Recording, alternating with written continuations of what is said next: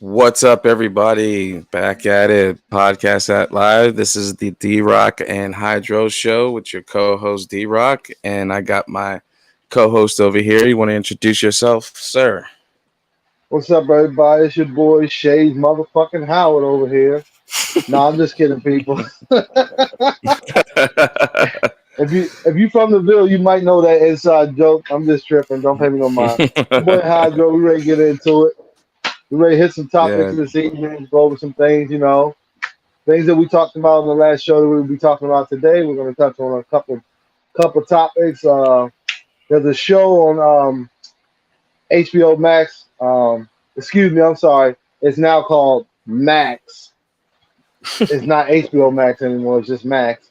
But there's a show called Warrior on there that we're gonna get very into and good show. discuss that Very good. show a little bit. We're gonna discuss some little Definitely. wrestling topics and we're gonna discuss some rip from the headline topics.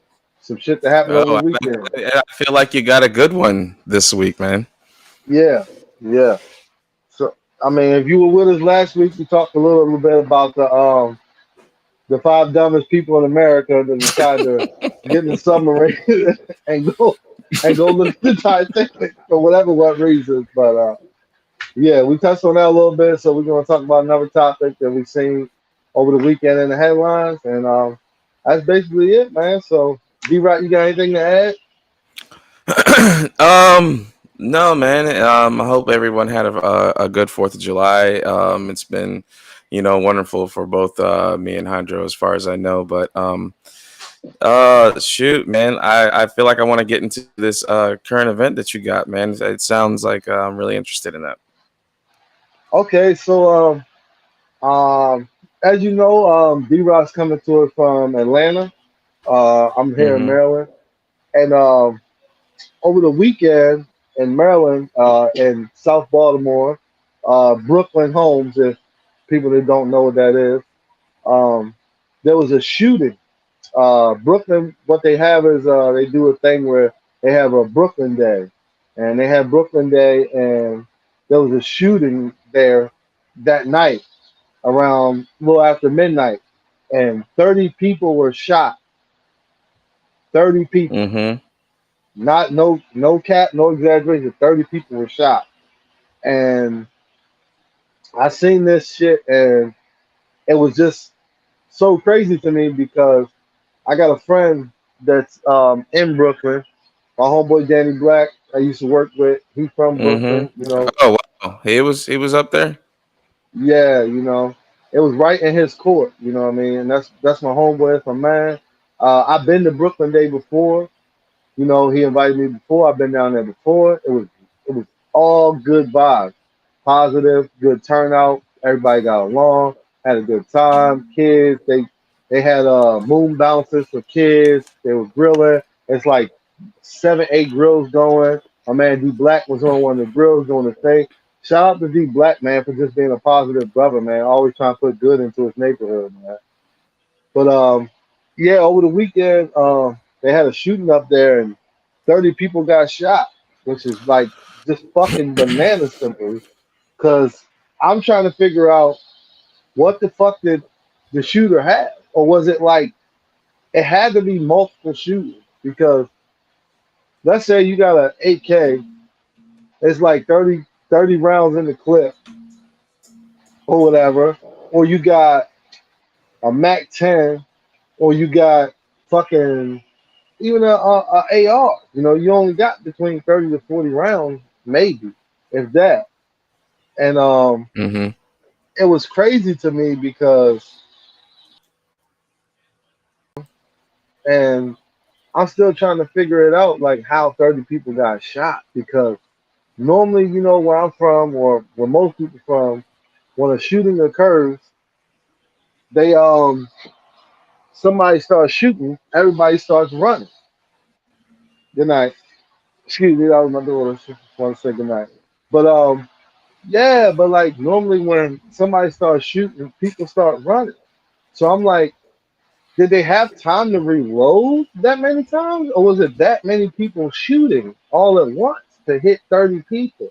You know, but Mm-hmm. overall, shit is just crazy to me. It's just bananas to me that because my thing is like, if you were that mad at someone, whoever was the shooter or shooters, if it was more than one, if you that mad at this person where you feel like you need to shoot at them that many times, just go a little bit more nuts, walk up to that motherfucker and shoot them. You know what I mean? But just Mm-hmm. to just spray that many fucking bullets where you hit 30 innocent bystanders because you couldn't have been mad at 30 people. You couldn't have been that mad at 30 people. You couldn't have had that kind of personal beef with 30 individual people.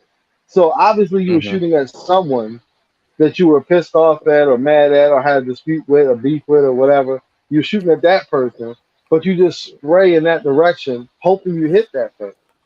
Like, I don't know. To me, I feel like that's some coward shit. Like if you that mad at that person, go to that person and shoot that motherfucking person. Like don't just wet the fucking crowd up at an event, that people just try to come out, have a good time, have a block party, enjoy themselves. You know what I mean? It's summertime, Mm-hmm. 4th of July weekend. People in town seeing family, or some people out of town. But like people just having a good time, and you just spray everybody because you mad at one individual or one or two individuals. You know, like maybe it was And was beefing the with somebody. What'd you no? say? I'm sorry. I'm sorry. Was the shooter apprehended or killed or whatever? No, no, not yet, not yet. He's not. He's still at large. Yeah, the shooter or shooters is still at What? large. As far as I know, last I Really? checked, yeah, they're still at large. Wow. Yeah, That's crazy. yeah. As far as I know. Now, if something happened this evening, but as far as I know, when I got up this morning, I haven't heard anything that they caught anybody yet. I heard they got some suspects and shit, but they haven't caught anybody or like made any arrests or anything, or I haven't heard anything in the news yet about it. But I mean, if anybody's So, watching, if I'm wrong, please correct me. But as far as I know, I haven't heard anything. but so was it at that baseball field and the basketball courts? Is that where it was? Where we used to No, ball? Is that no, where the it wasn't. It wasn't up there. It was like down in Brooklyn Homes. Like when you go down, when you coming off of Ritchie, right? Like if you're on Ritchie Highway, Mm-hmm. when we coming out Ritchie Highway, you make that right on the Church Street where the 7-Eleven is at, and Yeah. then that's where we go down to the basketball court. If you stay on Ritchie Mm-hmm. Highway and go down to where I forgot, I think it's a Roses and McDonald's and shit down there. If you make that Mm-hmm. right there on that street, come up that street, you'll turn 100 Court is right there. That's Danny Black Court. That's where like the main shit was right there. Oh, Yeah, okay. that's where like the shooting and shit took place. Yeah, but yeah, man, it's just Damn. crazy, man. I'm just like, what the fuck, man? People are just absolutely losing their mind. And so, This what was was there any identity on the shooter and what he looks like? What? nothing, No one saw nothing. nothing that I heard, nothing that I heard. And what's more crazy is also yesterday at Glen Burnie, some dude just got up and shot his girlfriend like Where six at? o'clock in the morning in Glen Burnie, somewhere in Glen Burnie. The lady said I was reading this one on my phone, and it said the girlfriend heard a bang and then felt pain and realized she had been shot. The fucking boyfriend shot her. I don't know what the fuck for, but he shot her. But I'm like in Damn. my head once again, I'm like, bro, you can't be that mad at this girl, man. Like if she cheated on you, oh well, get over it. Cheat on her back or fucking leave her. Like what the fuck? To shoot her while she's sleeping? Yeah. You gotta be Yeah. some kind of fucking mad to be like, oh look at this And you bitch gotta be sleeping some like kind she of asleep. pussy though, too, man. Yeah, to just blast an unarmed sleeping woman. Like what the Yeah, that's fuck, just bro? whack. That's whack. That's next level crazy, man. That is Like whack. that's some emotional sensitive ass nigga, man. To shoot a Mm. motherfucking sleeping unarmed woman. Like what the fuck is wrong with people, man? Do you know that the United States is the only country that freely allows citizens to have weapons the way that we do? Yeah. We're the only country that does that. Every other country, they make it ridiculously hard. Like, say for instance, I was watching something about like a crime on YouTube or whatever, and Right. the crime took place in Japan. Dude, you to get a weapon, you have to go through an extensive background check, and it may be 3 or 4 years before you get that weapon. Yeah, bro. And I'm not one of those people that advocates like, oh, guns are so bad, take guns away from people, don't let people have guns. I see it from both angles, from both sides. Like, I don't believe that like the people that's like, disband the National Rifle Association and nobody should have guns. I'm not gonna say that. I'm not gonna say nobody should have guns because you might want a weapon in your home, just to defend your home, your household, your wife and Mm-hmm. kids. You might want a weapon secure, safe, locked away to defend your wife and kids and your family and your home and your possessions. I get it. Some people you work hard for your shit. You don't want somebody just run up in your shit, take your shit. I get it. Mm-hmm. But the thing is to me is like weapons in the United States, like certain shit just shouldn't be sold. Any handgun that can be modified to be a semi-automatic, like they can be modified with a clip, with an extended clip, that can be modified to turn into like a fucking weapon that can shoot 30, 40 rounds at a time. Mm-hmm. That should be banned. You could buy the kits to turn a automatic semi-automatic into a fully automatic weapon. You can buy a kit and put it on it. That kind of shit should Mm-hmm. be outlawed. It should be banned. Like if you want to buy a 12 gauge shotgun, if you're a hunter, go ahead buy a 12 gauge shotgun. But you shouldn't be able to modify that bitch to make it into an assault rifle. They shouldn't sell the pieces where you can do that. You know what I'm saying? If you buy a Mm-hmm. fucking handgun Mm-hmm. like a 9mm handgun, you shouldn't. Excuse me. You should sell extended clips and a modifier to make that so the extended clip can go in that bitch to have a 30 round clip hanging out the fucking bottom of a handgun. You know what I'm saying? Like that's the kind of shit that don't make sense to me. You know what I'm saying? Like Well, go ahead. sell revolvers. That's what I'm saying. Like if anybody wants a gun in their home, you get a 6-shot revolver. You can't Mm-hmm. modify that bitch. You can't do nothing. You got a 6-shot revolver. If a You're right motherfucker about got a that. 6-shot revolver, if you got a 6-shot revolver and that's the only thing you got, you gonna think twice about letting them bitches go. You gonna Yep. say, "Oh, I only got 6 shots, so I ain't gonna fuck around and just throw these bitches away like candy, and then I don't have no more, and somebody shooting back at me." No, if you got 6 shots, you're gonna practice and aim to know how to use that motherfucking revolver. Where you can say, Yeah. "Okay, I'm That's a beefing really with good this point. guy. Yeah, like I'm beefing with this guy. I want to shoot him, but I ain't gonna just pull up in his neighborhood and in the car, let my 6 shots off, hope to God that I hit him, spin the block, reload my revolver, pull back around, and then possibly get my fucking head blown off. No, you're gonna learn how to shoot correctly with that 6-shot revolver. So when you pull up, you only got 6 shots. You're not wasting them bitches hitting innocent bystanders. You better learn how to aim and hit the motherfuckers you want to hit. Like Mm-hmm. that's what I feel. I feel like only revolvers and shotguns should be sold to regular citizens. Like no regular citizen needs a fucking AR-15 and a fucking AK-47. That's just my opinion. I just feel like as a regular citizen, you shouldn't have no business having an AR-15 or a fucking AK-47. You don't need that shit. You don't Yeah. need a fucking Mac 10. You don't need a fucking this kind of gun, that kind of gun, a Uzi, this, that. You buy fucking 100 round drums to put on shit. You don't need that kind of shit. If you're Yeah. just a regular fucking citizen, you don't need that shit. Sell that motherfucker a 6-shot revolver and tell him going about his business. Motherfucker will start thinking twice about just wasting fucking bullets on innocent bystanders. Because first Right. of all, even if you pull up, and let's say, God forbid, you do try to shoot somebody and you don't hit that person, you let off them 6 shots, you only hitting 6 people. You know what I'm saying? Mm-hmm. Like So for go ahead. For example, like the shooting that happened in Brooklyn the other night. If that shooting happened, let's say it was three shooters, right?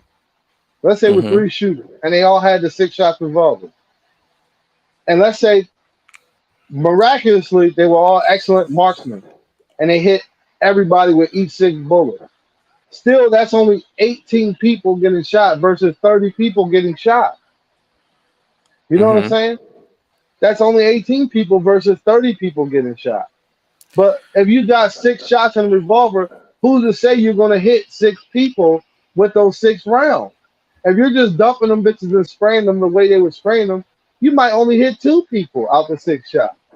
You just Mm-hmm. saved fucking. If you only hit two people, each guy had a revolver, three people, only hit two people, six people got shot. You just saved 30 families are going through a tragedy of having a family member shot. You know what I'm saying? Mm-hmm. Because you're not shooting 30 people with a six shot revolver.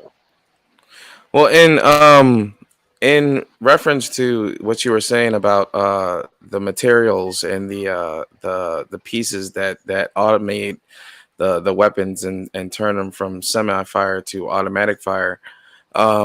Man, I saw on YouTube or TikTok. I'm not sure where I saw this, but these fools are taking the 3D printer and getting the blueprint of the switch and then creating Right. the switch through the 3D printer and then just popping it into the weapon and then just going from there. Like, Right. But they shouldn't have access to that kind of shit. Like the blueprints to that shit should not be online where somebody can just go and obtain it. It shouldn't be a video online where, like, for example, when I'm on Instagram, motherfuckers put me in Instagram jail because I posted a fucking meme making a joke about a fucking train. mm-hmm, Now you gonna put me in Instagram jail, but at the same time on YouTube, a motherfucker can show you how to turn this semi-automatic gun into a fully automatic killing machine, and that's okay. But I can't make a joke about a train, which I didn't even make the joke. I just reposted the fucking meme. But that's the mm-hmm, kind of crazy ass world we live in. You know what I'm saying? Like it's mm-hmm, cool for a motherfucker to have a YouTube channel and show motherfuckers how to fucking commit mass murder, but I can't make a joke about a train. You know what I'm mm-hmm, saying? Not saying that it should be okay to just bash trans people or whatever. It's not. It's not. But humor is humor to me. You know what I'm saying? Like mm-hmm, I thought the shit was funny. I didn't create the meme. I just came across it on my timeline. I thought it was funny. I screenshotted it and posted it back on my page because I thought it was hilarious. You know what I'm mm-hmm, saying? But and then I got put in Instagram jail for the shit because it was a meme where it's like I'm guessing like it was like a rally or like a meeting about trans people or whatever or transgender people trying to get rights to something or what. That's what it looked like to me in the meme. But it was like a trans man woman thing standing there and on the meme it said, "Excuse me, ma'am, but your pronouns are shown." You know what I'm saying? Like I thought the shit was hilarious. It's a joke. You know what I'm saying? But I uh-huh. reposted. Somebody comments. I tell them to fuck off. Get off my page. If you don't like it, don't fucking follow me. You know what I'm saying? If you don't like my page or what I'm posting, don't follow me. I don't Mm-hmm, follow KKK on Instagram or any racist people or any racist fucks on Instagram because I know they ain't gonna post nothing that I like. If you don't like what I'm posting, don't follow me. You have the right to not follow me. You have that right. So if you mm-hmm, choose to follow me, don't get mad about what I put on my page because it's my page. That's how I see it. But it's like you can be on YouTube just showing motherfuckers how to make mass murder out of fucking any ordinary household weapon. You know what I'm saying? Like, let me just show you how to turn this gun into a supreme killing machine, and that's okay. There's actual videos on YouTube that you can go and watch this shit. Or like you mm-hmm, said, the blueprints are online on how to create this shit, how to make this shit. I can Google how to make a fucking pipe bomb. I can Google that. that's I right. can just Google, hey, Google, how do you make a pipe bomb? And Google's gonna fucking tell me. But Mm-hmm, how the fuck is that okay? But a person can't say, A person can't go in the store and say, I'm not going to call you they, them. That's not acceptable. But anybody Mm-hmm. can just say, hey, Google how to make a pipe bomb, and that's okay. But I get in trouble if I go into the store and clearly I can see that there's a woman portraying herself as a man and her name tag says they, them, and I say, excuse me, ma'am, can you help me with something? And she gets mad and I'm in trouble. That don't make no sense to me. But you can show a motherfucker how to make a pipe bomb on the internet. That's just Mm-hmm. it's just bananas to me. Like the shit is so ass backwards where we are as a people in this country.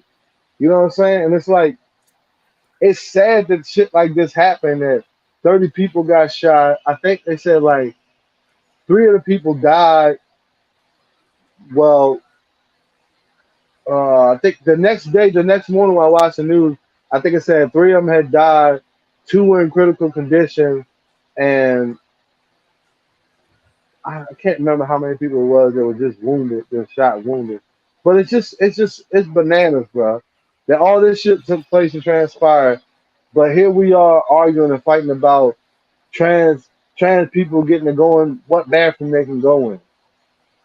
But all this fucking death and harm and heartache and pain and suffering is going to all these families. But that's okay. Who gives a fuck about that? But we Yeah. arguing about what bathroom a dude can go in. If you got a dick, you go in the men's bathroom. It's just that simple. It's just that simple.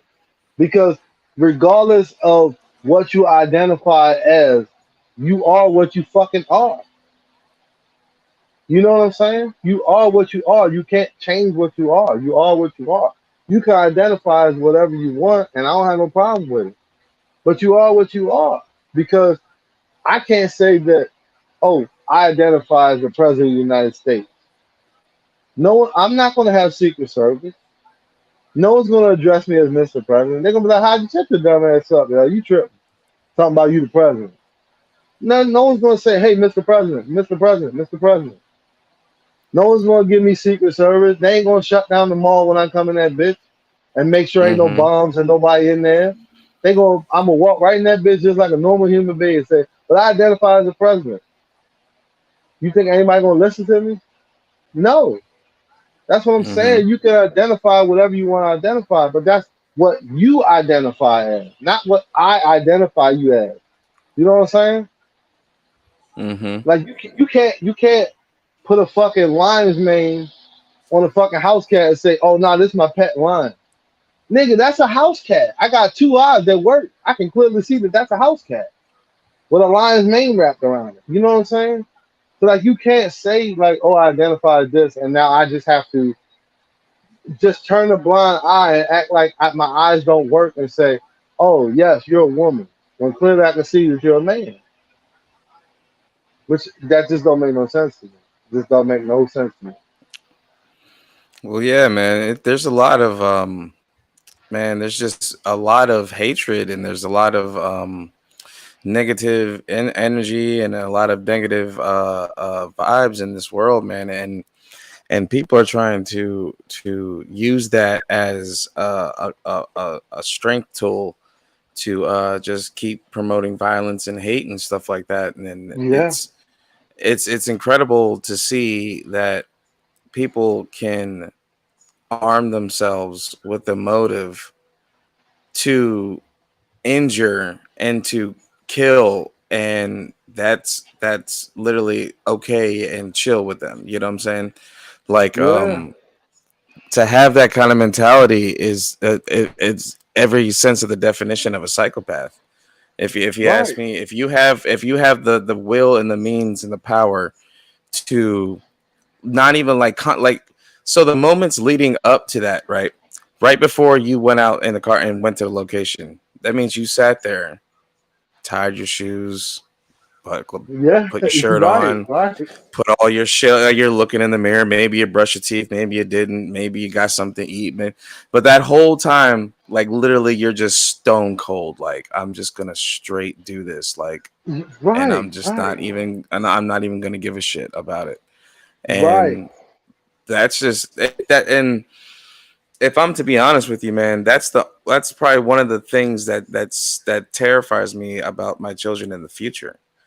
Is that, you know what I'm Yeah, saying? shit like Is that that. that's something that we never really had to deal with. Okay, I'm gonna let you. I'm gonna give you a piece, but what I'm gonna so when we grew up in harsh neighborhoods, because that's, we grew up in bad neighborhoods, shooting was a thing that we got used to that way. You know what I'm Right, saying? It was right, because the neighborhood was bad. You could understand that something may have went on with these people that ain't got nothing. That's just how they handling this shit. But nowadays, it's like an ambush because like you can be sitting still, chilling at you could be at Starbucks, just ready, just waiting on your coffee, whatever you got to do, and then someone just comes in there and just lets loose with the stone cold mentality and intent of just right, killing right, right, all and everything right, in sight. right, right. And that's the part that I'm talking about. Like what you were saying about when the nigga or niggas that went there to shoot the shit up, like you were saying, when they was getting dressed, like you were saying, brushing their teeth, putting on their outfit, looking in the mirror, whatever they was doing, deciding like, oh, I'm gonna take I'm gonna take this Tech 9, I'm gonna take this Uzi, and I'm gonna take this AK with me. When you're doing that, in that moment where you're deciding that you're going there to kill somebody or to attempt to kill somebody, why not attempt to kill the person that you're trying to get? Why pull up and just start spraying at mass amounts of people? If you were that upset or that angry with this individual or individuals that you were mad at, why don't get out the car, walk up to that person, and shoot that person? Why Now you just think it was a spray? hit? You think it was a hit like that? No, I'm saying that's what it should have been. Like, Mm-hmm. if you that mad, why not go and kill that one individual that you're that mad at? Why just spray in that direction? Like, oh, he's over there in that direction. I thought I saw his head moving. Yeah, look right there between them two girls. Yeah, that's him right there. And I just spray in that direction and hope to God you hit him. Why not get out the car, walk up to him, shoot him in the chest, and call it a day? If you felt that upset with this guy, you know what I'm saying? To just spray a Mm-hmm. mass amount of people, that's insane. Or like the nut job you was talking about that just goes to Starbucks and wets the Starbucks up. If you that mad at your ex Starbucks manager or your ex Starbucks coworker that made fun of you, why not wait till that nigga get off work? You used to work there. You know what time niggas get off. Wait till that nigga get off. When you see him walk into his car, blow his motherfucking brains out. Why are you shooting up mass people? Like the nigga in line is just trying to get a fucking venti latte or whatever. That nigga ain't got nothing to do while you mad. But you just blew his motherfucking brains out because he happened to be there. You know what I'm saying? Growing up, That's the crazy shit that I don't growing understand, up bro. in the '90s is like I don't I don't think besides Columbine I can't remember I can't think of, and that was late And '90s. I yeah, can't that was think like of '99. any just mass shooting that Mass shoot. I occurred. can't either, bro. Not Shit one, wasn't not from the happening, bro. '80s or '90s. So how all of a sudden that this is a norm? I'm gonna tell you why, bro. And this is unpopular opinion. This is just. I'm telling you, this is why. Because whenever a school shooting happens, and this is why I 100% believe that they happen so frequently now. When one happens, every fucking news outlet on the fucking globe talks about the shit for the next 2 or 3 weeks. So that one person that's looking for infamy says, "Oh, if I go do this, I'll be fucking infamous. If I go do this shit, I'll get my fucking turn in Hmm. the spotlight." Yeah. If I'm not saying that no school shooting or no mass shooting will ever happen again, if you don't talk about it on the news, Hmm. that's not what I'm saying. But what I'm saying is, if it wasn't so glorified, publicized, and talked about the way it's talked about, there would be less of them. You think about right now in your head, Columbine happened in '99. We were still in high Mhm. school, right? That was our Mhm. senior year. You remember when we participated in the little school shooting thing where Officer Rick Mhm. and youth activity program, we went to Chesapeake High and went through a little demonstration drill on what to do or whatever, Mhm. try and prepare Anne Arundel County cops for it. You remember we participated in that. We were supposed to be kids in the school when the shooter broke loose or whatever. And then we had to, oh, this is how you gonna come out to school. Everybody's gonna hold hands and walk out to school in a certain orderly fashion and shit. Right. Mhm. But that happened in '99. From '99 to 2023.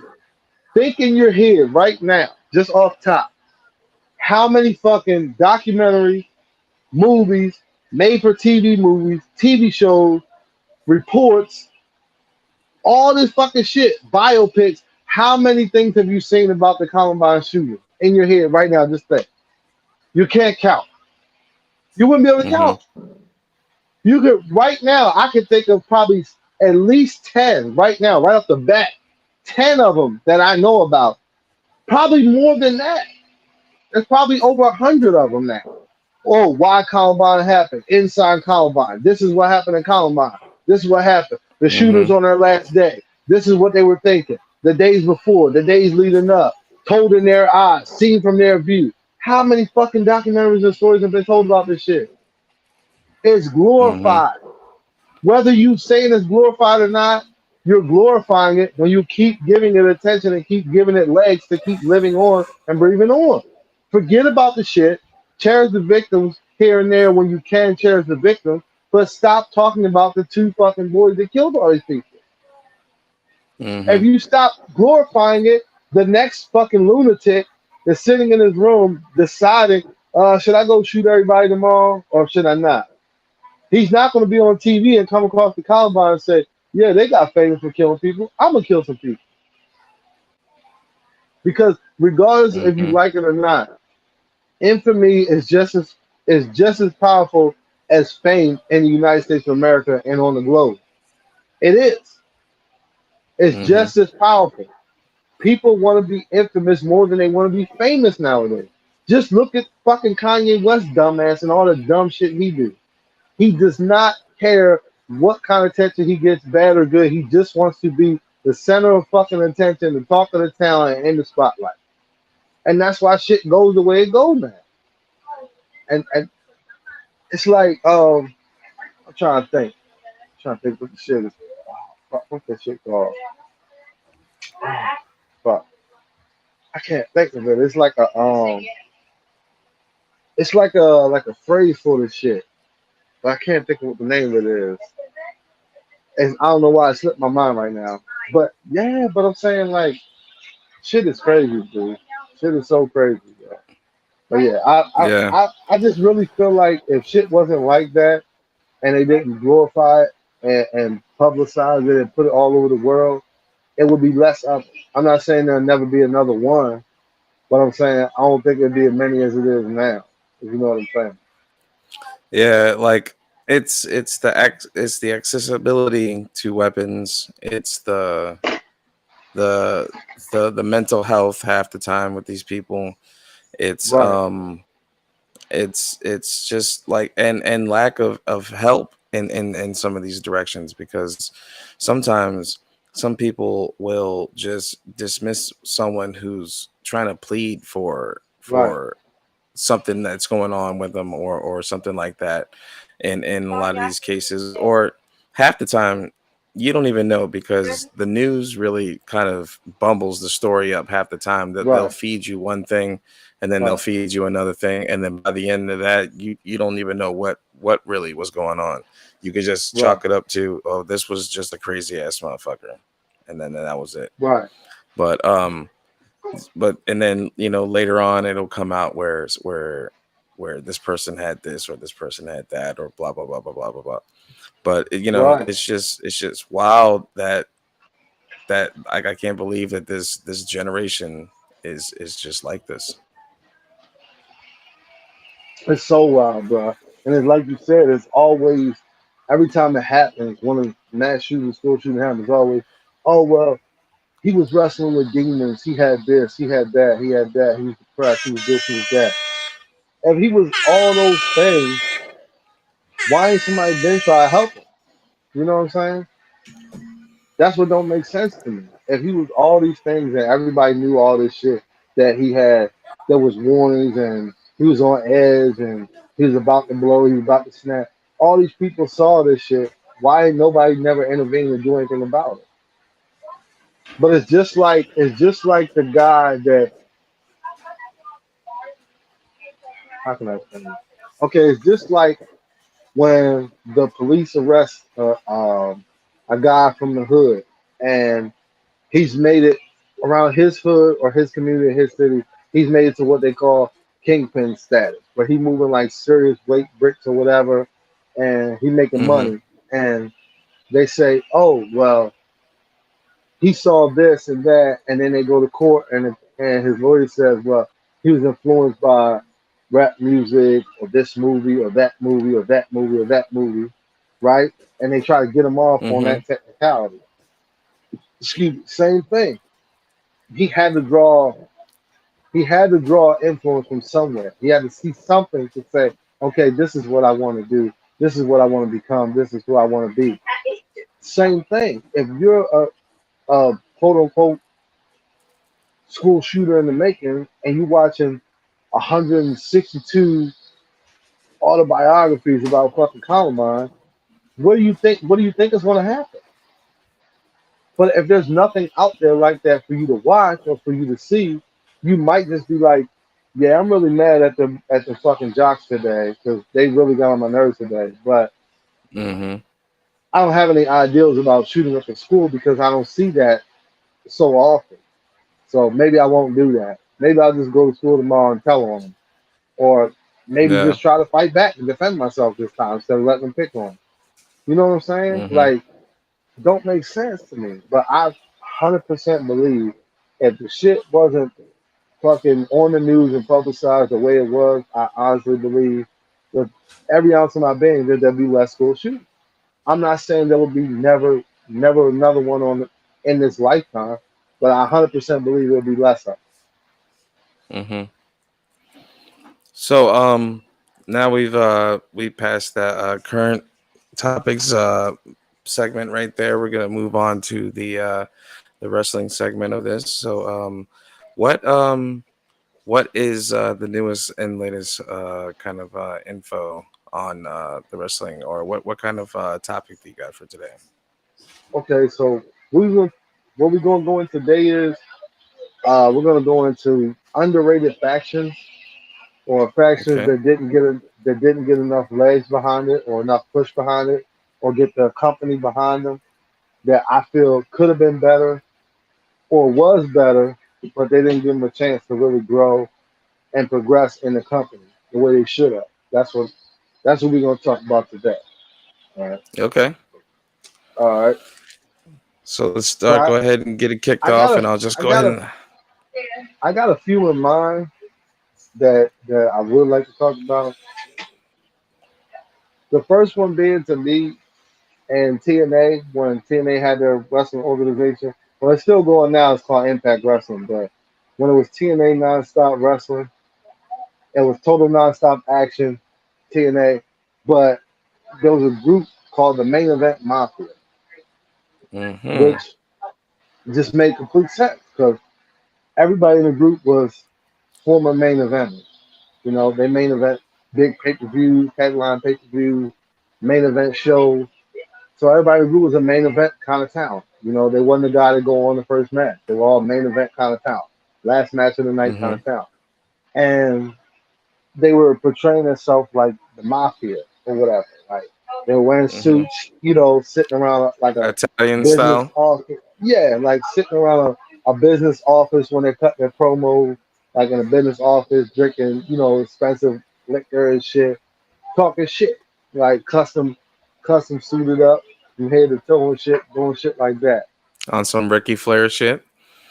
Yeah, but not as braggadocious as Ric Flair was. More like mafia style. Like we're Mm-hmm. quiet, calm, but you know you'll pay homage, give us respect. You know what I mean? That kind of thing, like that kind of Mm-hmm. shit.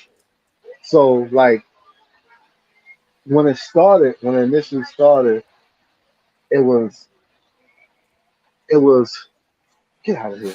Sorry, kids. It when it started, it was initially four guys. It was Sting, Booker T, Kevin Nash, and Kurt Angle. So you got Damn. these four guys who are all in the Mm-hmm. Hall of Fame now. All of them in the Hall of Fame. And the fifth member when they brought him in was Scott Steiner, also a Hall of Famer.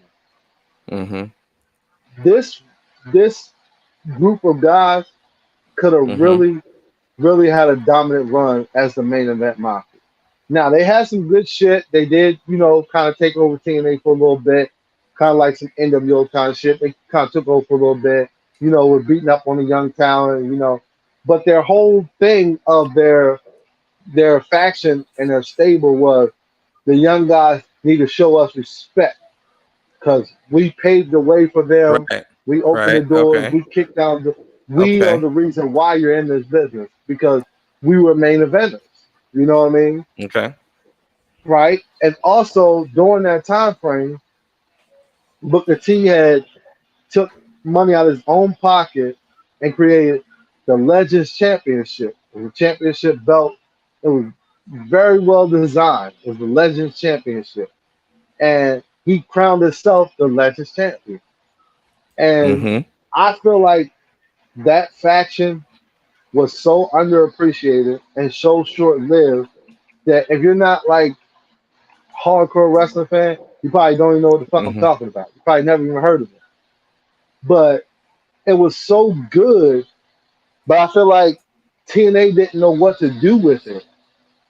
But it's like if another company would have picked it up, reinvented it, it could have been so good. Like it was good in TNA, but they never let it reach what it could be.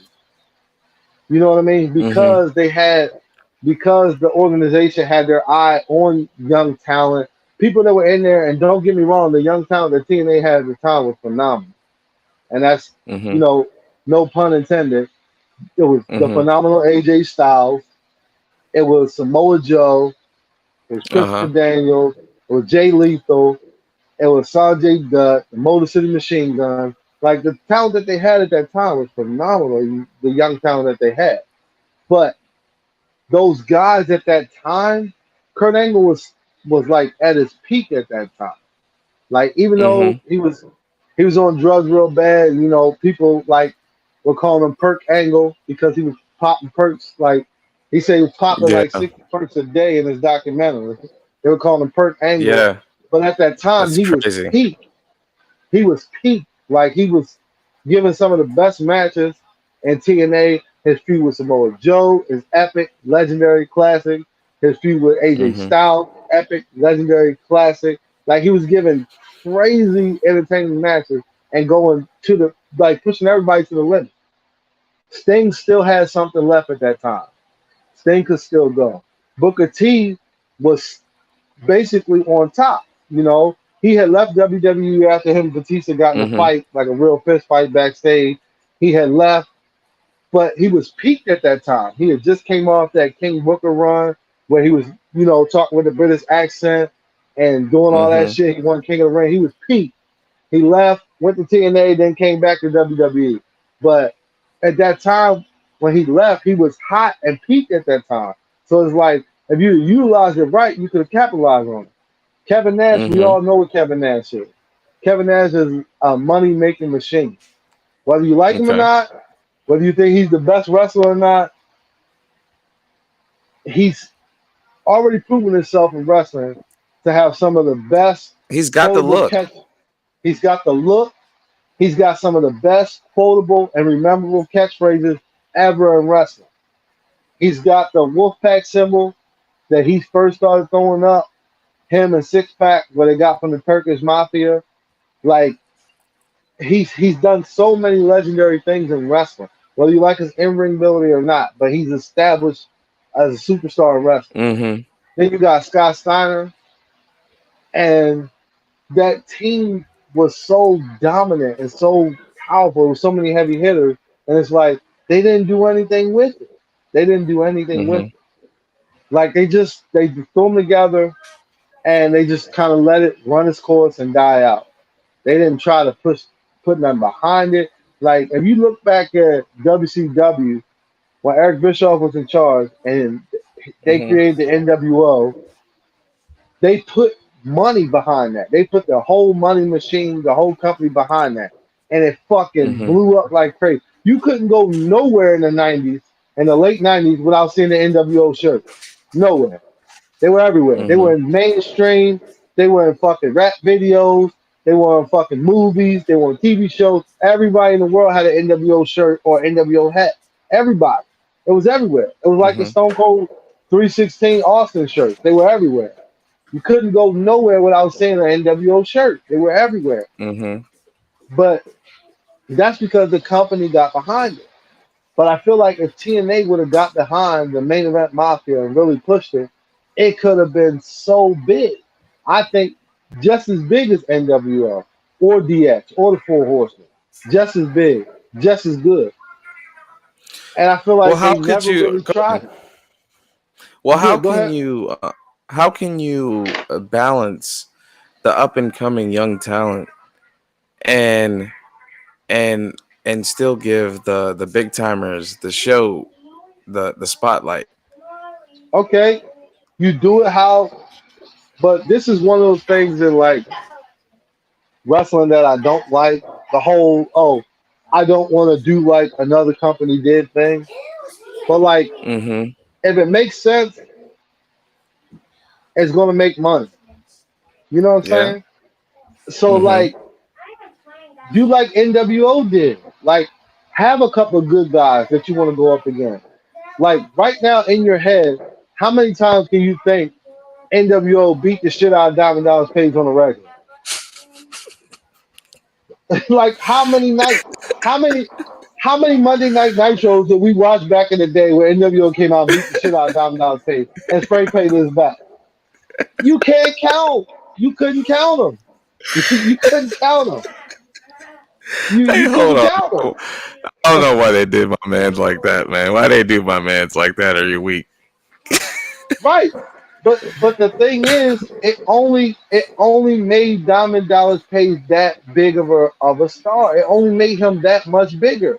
He only Got got a bigger. His time, career, yeah, and his right.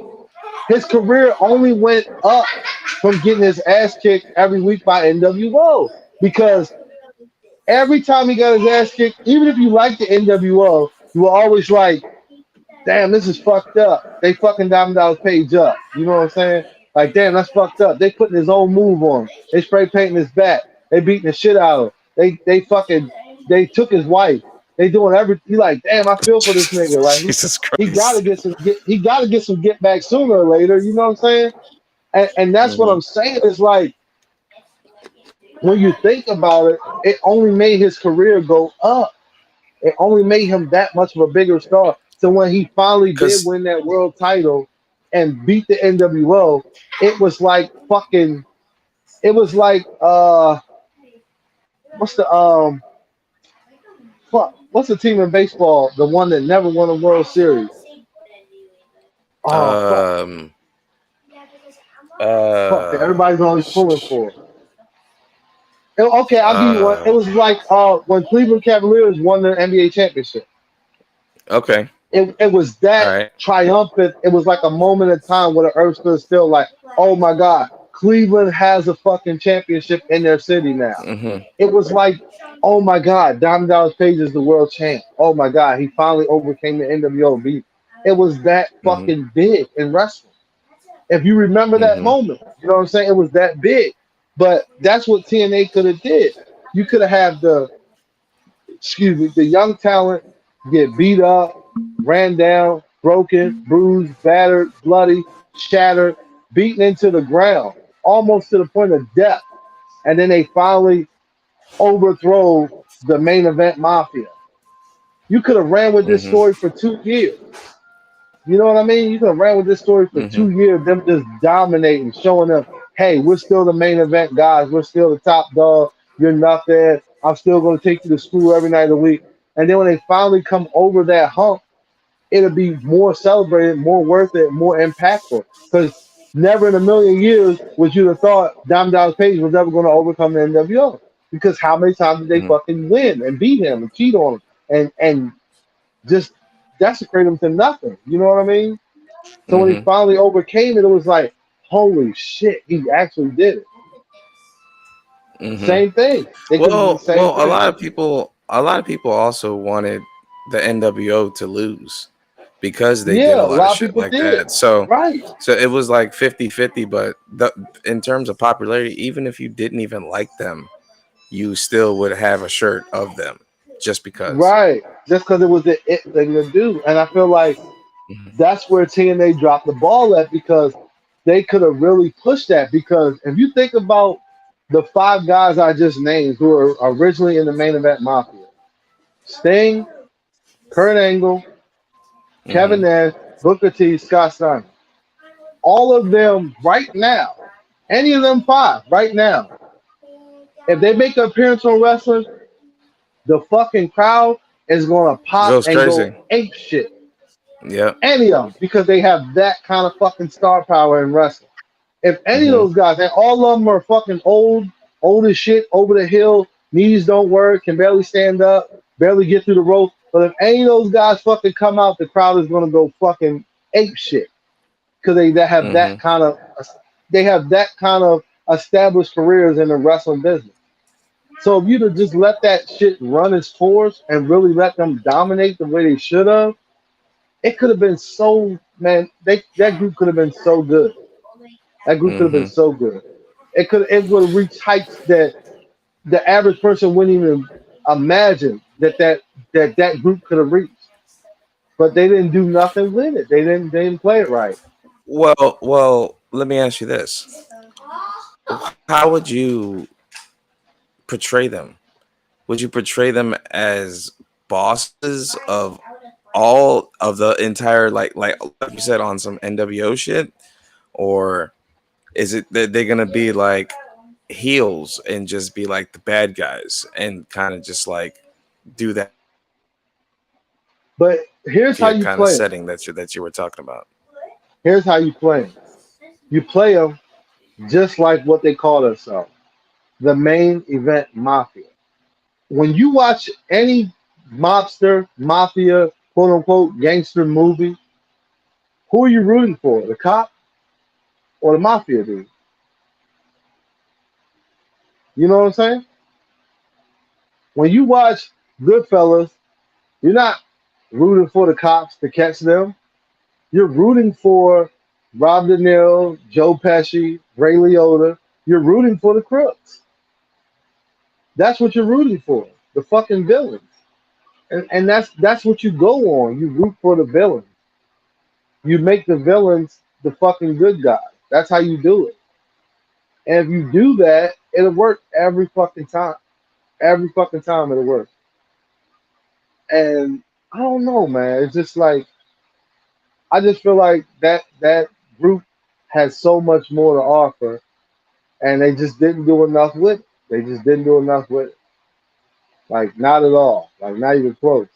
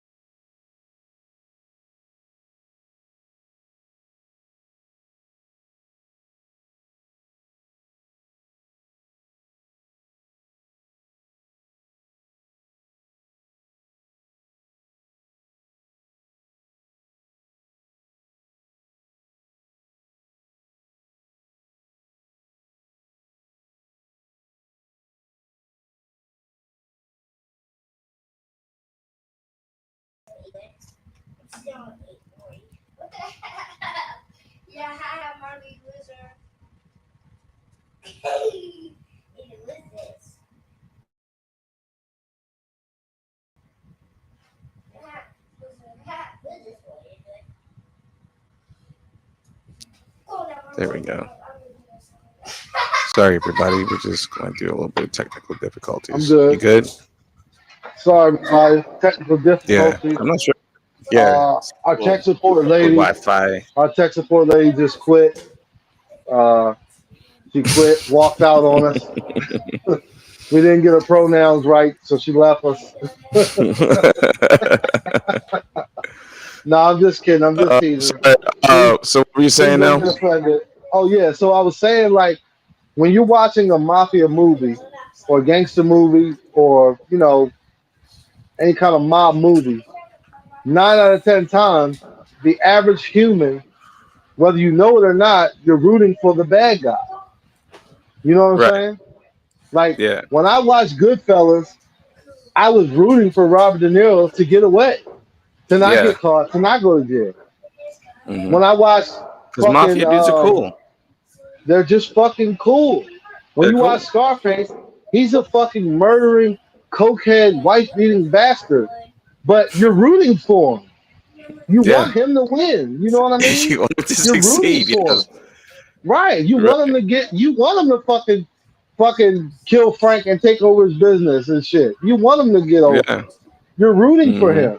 So that's how you could have played when you asked that question. How do you play them as heels or as like bosses? No, you play them as exactly what they are. They're fucking mafia. So you bow down to them, you kiss their ring, you show them respect. They get to do whatever fuck they want because they're basically quote unquote made men. You know what I'm saying? hmm Like they're like the saying like, oh, he's a made guy, he's untouchable. You can't touch him. He's a made guy. That's what they were. They were made guys. They're guys that paved the way. They already went through this, went through that, won titles, headline WrestleManias, pay-per-views, everything. They already established. So you got to bow down and worship them, kind of thing. hmm And that's how they should have played them up, but they didn't. Though they just blew it so bad. They blew it so bad. Which brings me to my next underappreciated, underrated faction, which I feel like they really dropped the ball on this one.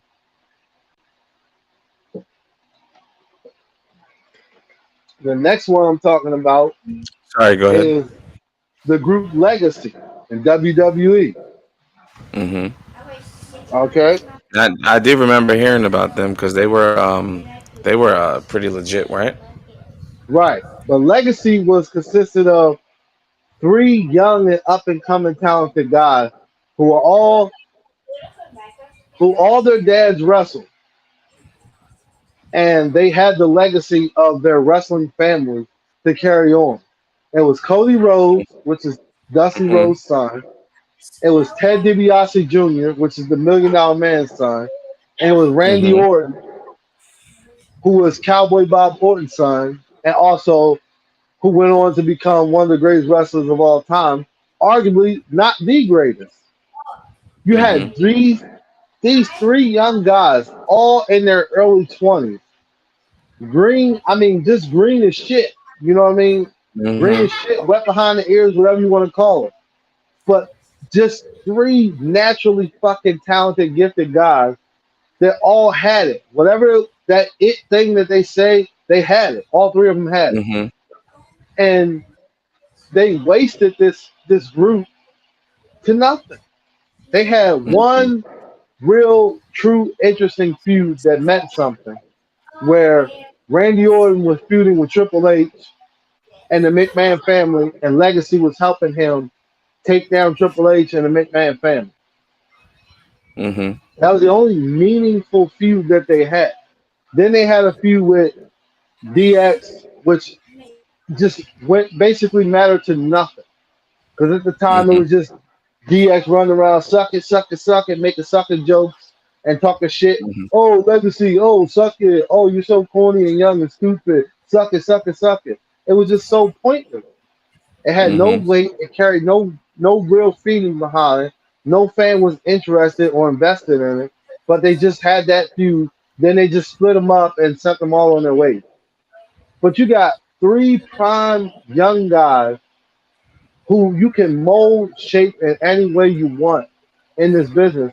Because right now, none of them are established where they're like, oh, I'm this, I'm that, I'm this many times champion, I did this, I had around WrestleMania this many times. Now, Randy Orton had won a title at that time. He had won a Mm-hmm. title, but he had the title for about maybe 2 weeks, maybe a week, 2 weeks, because they thought he was too inexperienced and not ready for it. They took it off of him. But he wasn't like a legit world champion at that time. Mm-hmm. But But you definitely worthy of a match. Like right. he ain't gonna be no bum. Is basically what I'm saying. He gonna hold his own. But then you got Cody Rhodes and Ted DiBiase, who are both younger than Randy Orton, but all of them are in their 20s.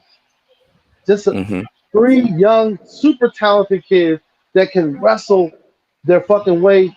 I mean, they can just wrestle so fucking good because it's ingrained in them. All their dads were wrestlers. All of them grew up around the wrestling business, going to shows with their dads, wrestling with their dad, wrestling with other Mm-hmm. legit superstars when they were superstars, backstage Yeah. playing with them, showing them move. All these dudes were so fucking talented. All of them were so talented. And you did nothing with it. You did nothing with the group legacy. You just let it go to waste. And it fucking pisses me off knowing how good this fucking group could have been. Yeah. It makes me so mad because it's like they were so good and so talented. It's like you didn't even scratch the surface of how good they were to where they are now in their careers. Now Ted DiBiase, he left the business and went into like ministry or something, like got in the church and shit, went to ministry. But at the time when he was there, he was invested all in. You know, no one knew that he was going to take Mm-hmm. that turn and leave. But if you'd have actually pushed that group, you could have kept him and had a mega star out of him too. He had the Mm-hmm. look, the physique, everything. Yeah. And Cody went on to be what he is now, a mega star, headliner WrestleMania, started AEW, went to Japan, did this, did that, did that. List goes on and on. Randy Orton, okay, been He in speaks for fucking himself. WWE 20 years running, 20 years running. Never really Mm-hmm. had no major time off. Besides, like now he's been injured for a while, but never really had no major time off. Just been But consistently 20 years performing at a high, is a long time. a long time to be getting your body beat on, a long time. Yeah. So But to still all be of a them went to be legend. mega Yeah. stars, yeah. And Mm-hmm. it's like you had that group and you did nothing with it. You did nothing with it. And it just Yeah. blows my mind, man. It just blows my mind how good Legacy could have been, but wasn't because they didn't pull the trigger on it. They never let these young guys really get over. Like, if you'd have let Randy Orton become the world champion and Ted DiBiase and Cody Rhodes are the tag team champions, it would have been the same thing, just in reverse of the main event mafia, which they were the Mm-hmm. older, established guys that were so good at that time. You got to bow down and respect them. Then you have a group of three young guys that are saying, hey, we're young, but because we're legacy wrestlers, where our dads were in this, we're better than the wrestlers that are wrestling that are older than us because we Mm-hmm. grew up in this. We know this inside and out, and our dads are all legendary guys that are going into the Hall of Fame. So that makes us already more credible than most wrestlers. Mm-hmm. And they could have put the belts on all three of them kids and ran with it, but they didn't. They didn't. They didn't do nothing with them. So would you say that AEW is a form of a league where they kind of let them loose like that, where Yeah, they can yeah, let them go? they do because, like, okay, so Legacy was WWE, but right now in AEW, there's like shit. Let me see. There's the House of Black. There's Blackpool Combat Club. There's the Elite. There's the Dark Order. There's QTV. There's fucking what's the group called? I can't even think of it now. There's like fucking six or seven major factions in AEW going on right now, and all of them are getting a successful push to be Mm-hmm. noticed as a legit group of guys or guys and girls wrestling together. All of them. There's Mm-hmm. the Jericho Appreciation Society. Forgot about them. There's like so many factions in AEW right now, but none of them seem to be like, oh, they just go by the wayside and everybody forgot that they were even a group anymore. No, all of them get the proper shine and the proper just due. But Mm-hmm. WWE is just like, oh, there can only be one good faction at a time. Is DX, is this guy, is this group, is that group, is this group, it's the Nation of Domination, is this group. Mm-hmm. There can only be one good faction at a time. But Mm-hmm. there can be more than one. There can be a lot of them, and if you do it properly, they'll all be good and they'll all be money makers for you. But Yep. I don't know why But you WWE know will pull trigger. the heads at the top, they I don't know, they always see something different. They No always matter do, what it man. is, if it's football, baseball, that it could be Yeah, yeah, women's yeah. They always. volleyball. It don't matter. The heads see something different all the time. But we'll go ahead and close that subject Yeah, on the factions. Maybe we'll pick up on that next time because I feel like you had a little bit more in the tank yeah. to a There's few a more few more I can factions. there's a few more I can go into, but we'll jump back into that another day, All right. and we'll jump into the So next topic. we got our weekly show that we are bringing back. I'm not sure if you guys remember, but we used to do we did Yellowstone and Trader that or Trespass. I don't even know what that bullshit was called. I don't even know. That shit was whack. What's it called? Oh fuck! Oh, hold on, let me think. Treason. Treason. Treason. Yeah, That was the name of it. Treason. call that shit Trespass. That shit was that whack though. You call it you call it traitors, trespass, traveling. Anything that I could think of, that shit is so far back in my let's mind. Like let's just I'm so let's just mad. let's call it what it is. Super fucking weak. That's what it was. That Super shit was fucking weak. whack. That's what it was. That shit was super weak. Yeah. But we decided to watch Warrior, and that is a show on Max.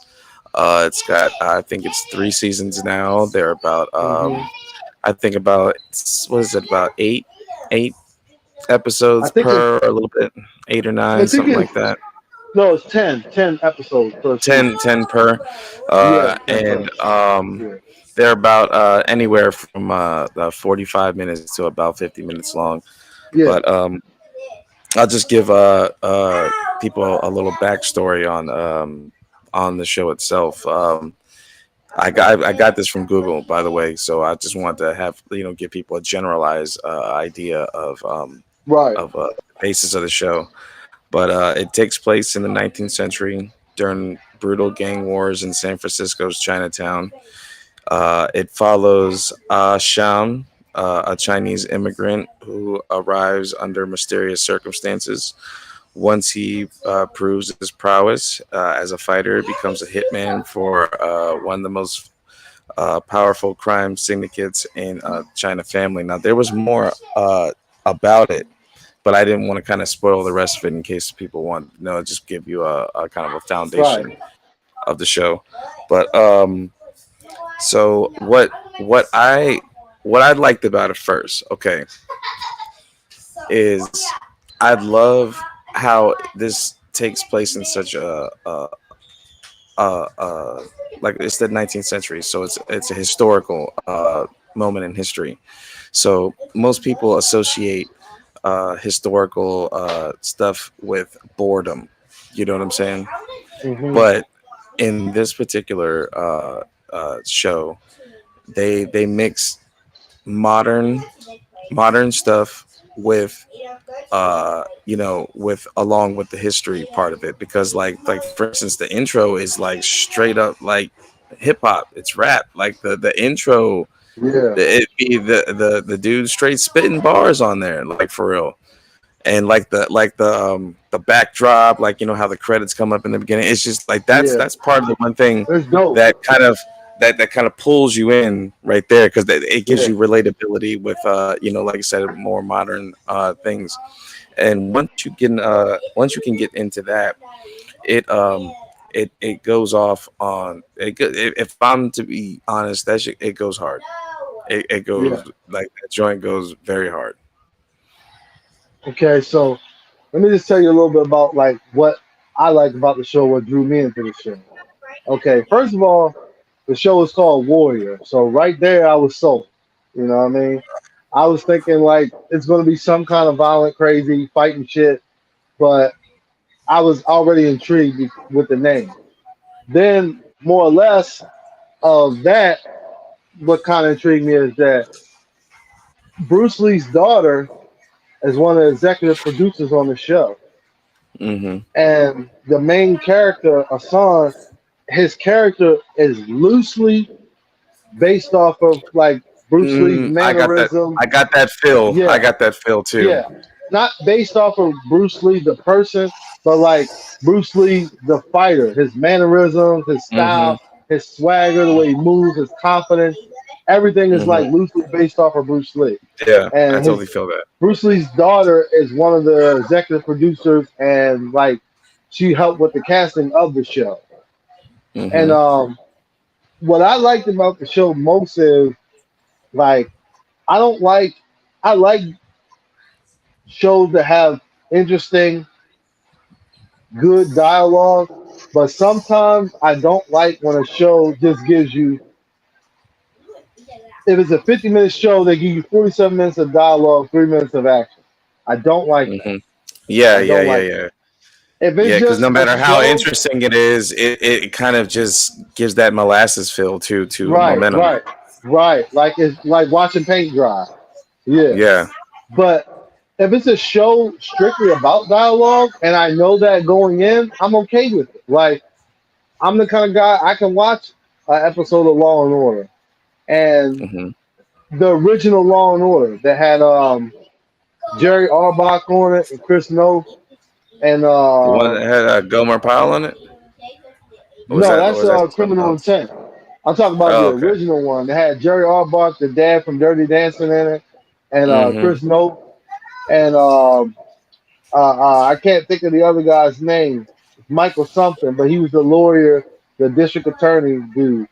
But the original show had no run and chase scenes like SVU did with Stabler and Benson. They didn't run suspects down.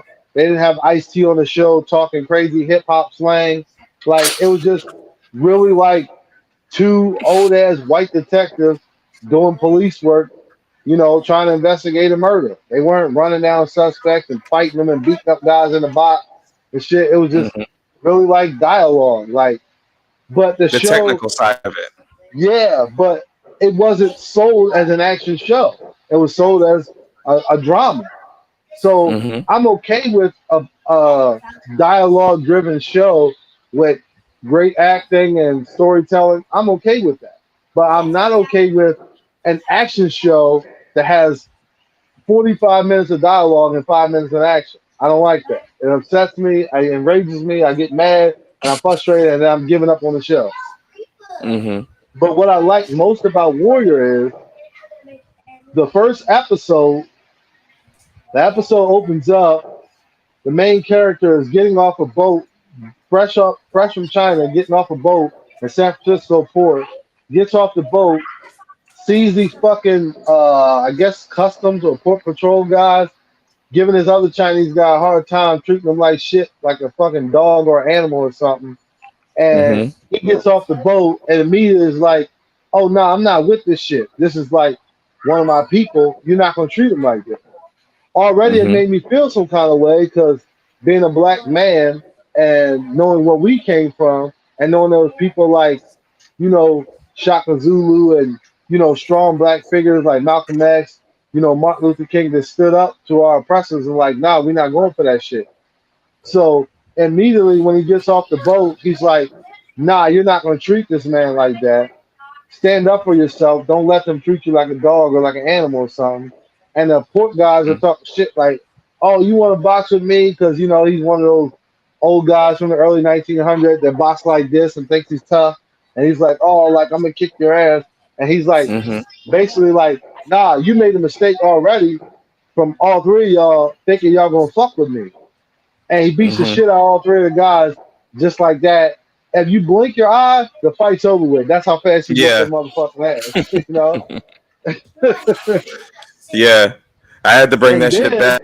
Really, right, watching that shit on the tab, I was like, "What the hell? That shit done that fast?"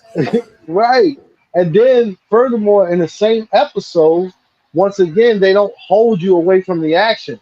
In the same episode, right after he beats these guys up, there's a guy that's like kind of like the go between, like the police, the white people on the show and the Asian people on the show. He's like the go-between guy, the finesse or whatever. He smooth things over, makes deals, makes shit happen. He takes the main character right to the gang and like, oh, I know this guy just got the boat. He can scrap, he can fight like a motherfucker. Y'all might want to do something with him. The gang hires him, gives him a job. The main boss guy talks some shit to him because he turns his back on him without bowing, and he Mm-hmm. talks some shit to him and like, oh, we're gonna test you and see where you at. The next day, Mm-hmm. well, on the show, the next day they go to a whorehouse, a brothel, and he ends up fucking up 4 or 5 guys from another rival Yeah. gang. And the next scene, they don't hold back on the action. And when I say he fucks Yeah. these dudes The up, he action fucks them and up yeah, bad. the action is there. The action is there, no Yeah, doubt. and Um. that's what I like about the show most is like it's an action show and it has action.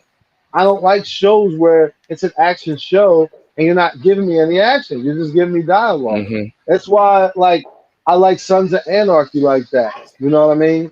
Because when Mm-hmm. Sons of Anarchy was on, it was an action driven show and it had enough action in it. It had drama and suspense too, but Mm-hmm. they kept the action coming. There was always some fucking shootout, biker gang fighting over biker gang, shit was going down. You know what I Mm-hmm. mean? And that's what I And like about the show. I totally agree with you because sometimes they'll label, like you say, a show an action show, and you'll have 40 minutes of dialogue, and then you get a 5 minute escape scene. Like they just show Yeah, someone running out or a of a five building. minute shootout at the end of the show and a car crash and someone chased somebody in the car crash, and then the episode goes off and now you gotta wait till next week to see what even happened after the car crash. Like I don't Right, like that. You know what I mean? Like right. I don't like that. Like if I want an action show, I want to see an action show. I don't want to see storytelling. I want to see fucking action. You know what I mean? Mm-hmm. You fit the storytelling around the action. You don't fit the action around the storytelling. You fit the storytelling around the action. That's how you build a good Mm-hmm. action show. And that's what I like most about the show from my first take of seeing it. That's what I like most about it. Is like they got right to it and they keep it coming all fucking episode long. Yeah, You know what I mean? The whole yeah. first Just season is nonstop action. to add on to what you were saying about that nonstop action, and especially to introduce it early, it's like that setup and those scenes of the historical, like I was telling you, the moments of Right, watching the seashores come in, and you seeing the right. struggles of the Chinamen, it would give you that impression that you're going to be like, okay, now I'm going to watch. Because in most, I'm not saying all, but in most stories involving like Asian stuff, they give you a really subtle opening of the character, and you really like get to see like his emotional side of things, and things like that. And in this, it was like you get kind of basically an understanding of where they're at, and then it was just like that shit kicked right off. You know what I'm saying? Yeah, Like right literally, off. yeah, like right off the bat. And that's what, like, literally, okay, you're like, okay, now if it has more of this shit right here, yeah, you can definitely get locked in easy. Yeah. But that's what I like about the show most is like the action is nonstop and the action is fucking top notch. There's no Mm-hmm. really no special effects. There's no like, extra added visual effects. It's just practical effects of Right. guys fucking throwing No punches and getting CGI bullshit. yeah, Yeah. no None of that CGI bullshit. flying through the air with ropes and shit Yeah, like that and and harnesses and shit. and Yeah. don't get me wrong, I have nothing against Crouching Tiger, Hidden Dragon. Like I Yeah, thought it was a yeah, yeah. decent movie, but for it to be rated and held in such high regard the way they do, like it's the best fucking Asian kung fu karate action movie ever. So fucking not to me, bro. It's so Yeah. not to me. Yeah. I didn't dislike the movie, but I don't. I can think of like 50 Asian driven movies with Chinese American or just you know right from China Chinese actors. I can think of so many movies that are way better than With Crouching lower Tiger, Hidden budgets. Dragon. Yeah, with lower budget. They didn't have the Yeah. visual effects of people running and jumping through trees and floating and all. Hmm. That shit is so lame and whack to me and stupid to me. Like I Well, like practical fight scenes. let me ask you this because you can also relate to this too as well. When you grew up, like how we grew up, and we used to watch shit like Black Belt Theater, Yeah, that that is the epitome of a kung fu movie. You have to have right, those right, elements right, to make right.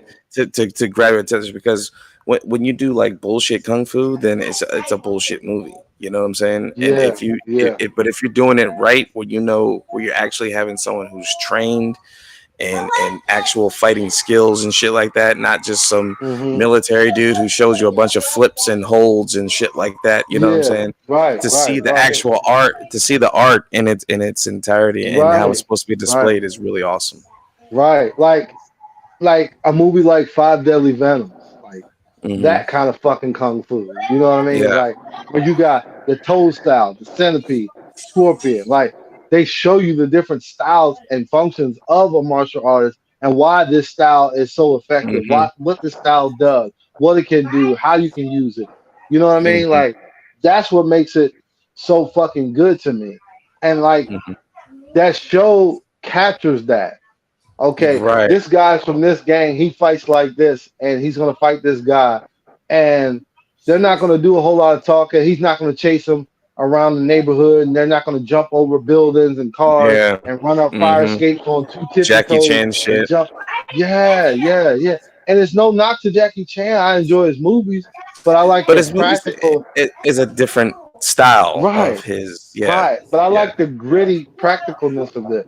Just two Yeah. guys. Oh, we're talking shit. You talking shit to me? Let's fucking fight. Hmm. You know what I mean? Yep. Let's fight Yeah, we right can get here, this right now. talking. We can do the talking shit later. Right. Let's get to it. Hmm. Let's just scrap. You know what I mean? That's what I like about it. You know what I mean? It's so down to earth, but it's so real in a sense of Yeah. like back then, and this is I'm not trying to be stereotypical or anything, but like if you're a Chinese American at that time, and you just came over here at that time, Kung Fu was very big in China at that time. You know, it's like part of like your heritage. You most people Hmm. had to learn it, to had to know it. Hmm. You know what I mean? So it's like, of course, if you know it and someone's talking shit to you and you know what you're capable of, you're not going for that shit. You're gonna, hey, motherfucker, I know Kung Fu. I'll fuck you up. Yeah. You know what I mean? Yeah. And I like how they play on that. They don't shy away Hmm. from that. You know what I mean? They're like, Yeah. yeah, we know kung fu, we can fight. We're gonna fuck you up, kind of thing. And that's what they Yeah. do, and they run with that. And I like that about the show. I Hmm. like that a lot about the show. Because it's like they revolt and stand up in different ways. Like they literally, so like in some stories, some dudes like you see them break and they succumb to whatever treatment that they get. But these dudes, they're not taking shit off of nobody. They literally, when they got Yeah, there, they already set up shop. They just like, look, these yeah, dudes are hating on us like that, but we are gonna do something real quick right here in Chinatown and do our thing, keep our shit moving. right, You know what I'm right, saying? And right, they're not just enslaved the way that like the way that they treat them and shit like that is just, you know what I'm right, saying? right. It's like really on some true to life racist shit. Yeah, and another thing that I like about the show is that the the side characters and the extras, they know who the fuck these people are. You know what I Mm-hmm. mean? And they give them that kind of respect or that kind of, oh, I don't want to fuck with you, I don't want to mess with you kind of shit. You know what I mean? Like Mm-hmm. after, like I was talking about the scene where they went to the brothel and he fucks up like five rival dudes from the other gang, and then they fully like say like, oh, now you're fully affiliated. They brand him on his arm with like the little tattoo of the gang. They give him a suit. They Mm-hmm. give him clean clothes and a suit. Now he's wearing the gang colors. And then there's a scene where they're walking through Chinatown, and the other Chinese people who are just like a lot of older Chinese guys or just Chinese people that's not trying to get into no drama or nothing. They're just they're just parting like the Red Sea, getting out of their way. Like, oh no, that's so and so gang. We ain't fuck with them. Mm-hmm. Move out their way when they're coming through. Kind of like how it Mm-hmm. would be like Bloods and Crips in Los Angeles. Like, if you're not Right. a Blood or a Crip in Los Angeles, you know, like, oh, I'm not going to be outside with a blue shirt on or red shoes on. Mm-hmm. I'm going to respect what this gang is. And I'm going to stay the fuck out their way. I like that Mm-hmm. in the show too. That the other Chinese Americans who are like not really into the gangs and shit, but just trying to make an honest living and come over here for the American dream. But they know like, Mm-hmm. oh, this is so and so gang. I'm not fucking with them. I'm gonna get the fuck out their way and Mm-hmm. I'm gonna let them do their thing. That's what I like Mm-hmm. about the show too. Yeah. It's crazy. One of the scenes that I thought was pretty fire was so he does this thing and the cops come to investigate one of the scenes and they're just they're just going on the just blaming the Chinaman thing. They just, oh man, Yeah, it was one of them, because they be just going off for real. They don't even be trying to do no, yeah, they just be straight hating for real. They yeah, Irish. There's a ton of Irish people over there and they yeah, just be on some hate and shit.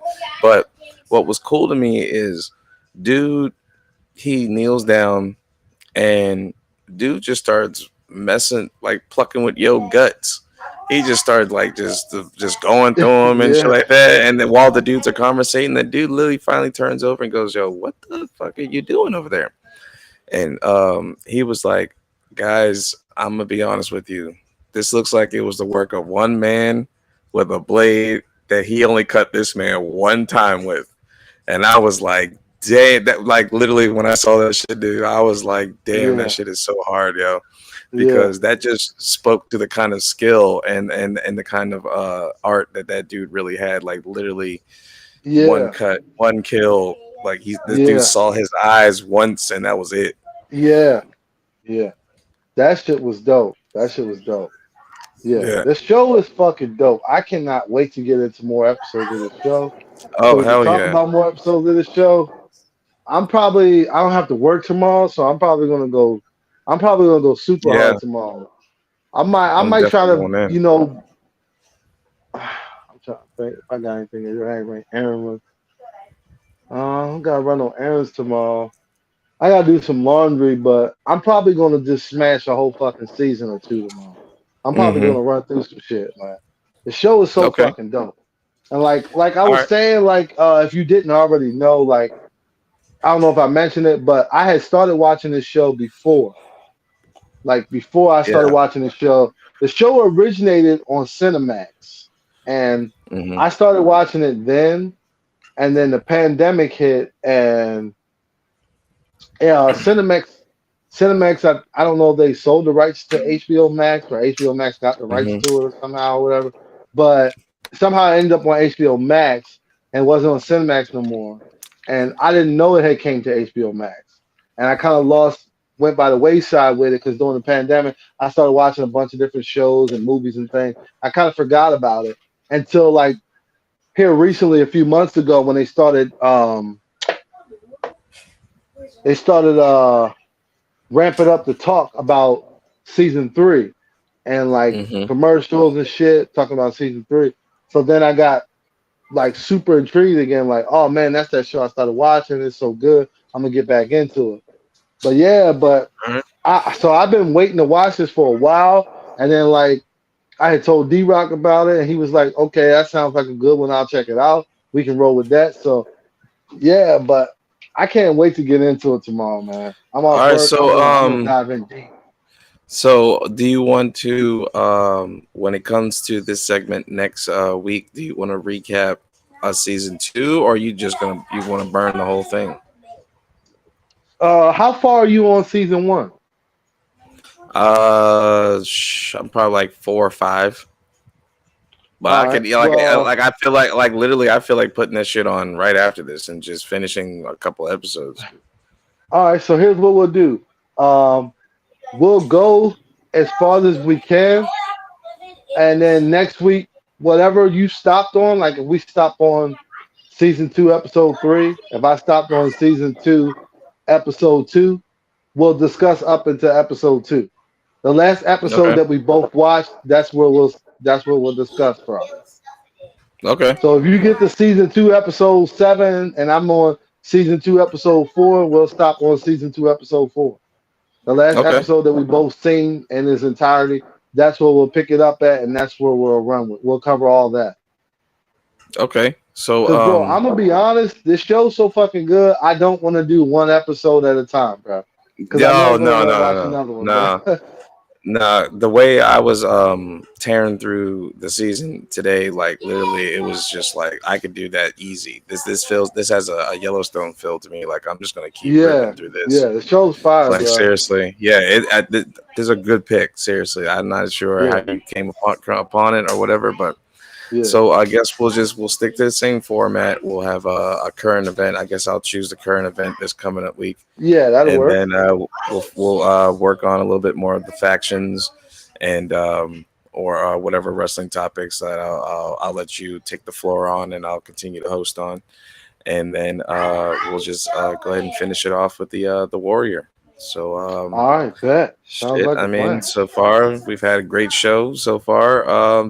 This week, the last week we had some serious laughs with the Yeah, yeah, unfortunately yeah, with the yeah, submersible, and shout outs to them with their brilliant yeah, ideas. God yeah. rest their Shout souls. out, They did that. yeah, shout out to everybody who lost someone on that. I know we joked and shit, but tragedy is never a joking matter. But life is too short to not be able to find the humor in some things. Hmm. It's never funny that someone lost their lives, but if you look at a situation like that, if you can't find some kind of humor in it, it doesn't mean that you're a heartless person if you can find humor in something like that. Hmm. It's just like Yeah. like if you know uh, someone lost their lives, taking a shit on the toilet. Someone might find humor in that. Even though the person still passed away and it's sad, but someone might find humor in that. Like, man, like Hmm. he shit himself to death, or he had a shit so bad it killed him. Like, someone might find humor in it, but it doesn't mean that a person losing their life isn't tragic and sad or whatever. But yeah, the whole submarine thing is just, I don't know, it just kind of blew my mind in the sense of like I had no understanding of it. The only thing I could do was laugh. Yeah, so Hmm. yeah, we had a barrel of laughs about it, but not about actually the people losing their lives, but just about the situation as a whole. Was Yeah. just it's just hilarious and crazy to me as a whole that somebody would want to just go see a Titanic for whatever reason. I'll never understand that. I never understand. Hmm. But But yeah, so we'll go into a topic next week about, a current event in the world, and we'll discuss that. And like I said, like D Rock said, we'll pick up on some more underrated factions or underappreciated factions, and then we'll go into a little more coverage of Warrior, what's going on the show. sounds good to me. Yep. All right, man. All right. Is there anything else you got left? Nah, shout out to everybody who watched tonight and everybody who's been Thank sticking you with very us much. We really since appreciate you last guys. November. We've been doing this since last November now. Um, years is approaching real fast. The year is approaching real fast. I don't know how soon it's going to be here, but time is flying. Hmm. We're in summer We right gotta do now. something big for the year, We though. got We gotta three do more something. months. We got 3 more months. We'll be into November, and we'll be back on for a whole year. And we're gonna Hmm. do. I'm thinking maybe our anniversary show, our year anniversary show. I'm thinking we might come at you guys like live in the afternoon or something. And do Yeah, like a 3 4 hour show or something. I yeah. have That'll be. frequent guests and guest co-hosts from the past on. Hmm. Maybe try to do a real big show. So that's what we'll probably do. You That know, sounds fucking awesome, man. yeah, yeah. All right, so we will All right, catch you guys everybody. next week. All Peace right, out. everybody. Peace.